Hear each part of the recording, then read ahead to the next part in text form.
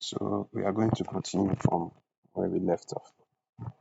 So previously, I've shown you that you have first to capture the vitals before you can do anything. So now here, what's going to happen is that to continue from where we left off. So as a doctor, you need to enter details of the physician, the primary physician, as in who usually takes care of the doctor, right? If it's myself, I'll put it next to myself. So who usually takes care of the patient. Now, the consulting physician is the person who's actually reviewing the doctor. So you can have the primary care physician being the same as the consulting physician.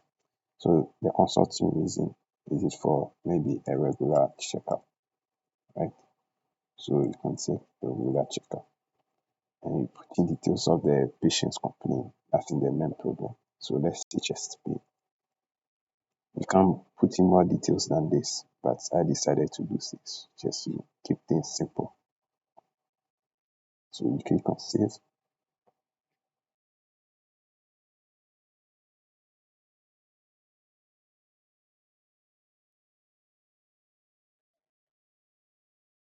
Oh, my connection just,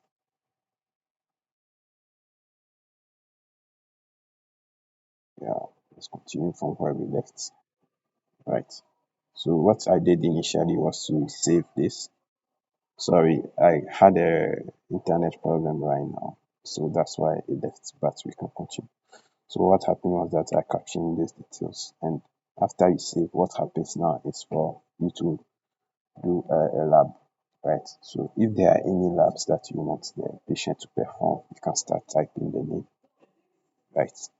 But here there are no labs, so I'll have to skip it for now.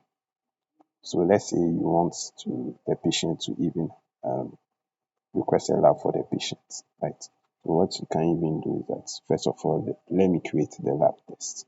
So the way this is that you cannot perform a lab test if it hasn't been registered on the system to make sure that these are captured, right? These are captured on the system before you can do the lab. So going back to where I left off, the lab request forms. Now that I created the lab, you see that it appears, right? So you as a consulting doctor, you don't have to create the lab, but everybody who is in the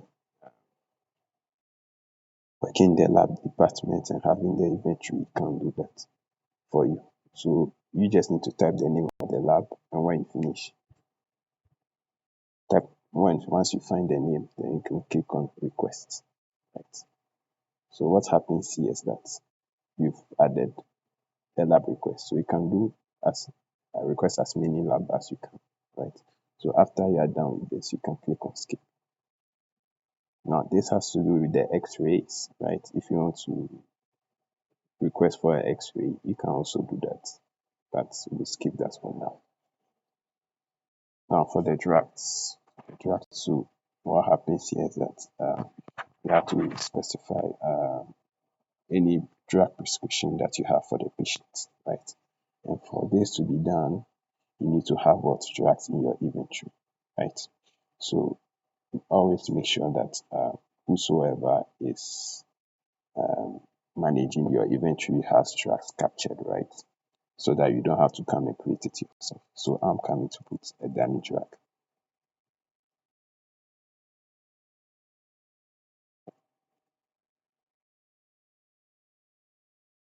See, it's 15 axis.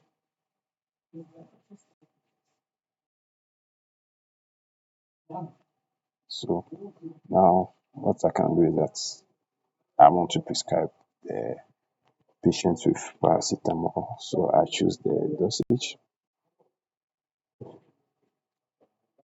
Can also specify the tracks, the refill and all that, but I'm just going to give him this, let's see, every 4 hour, right?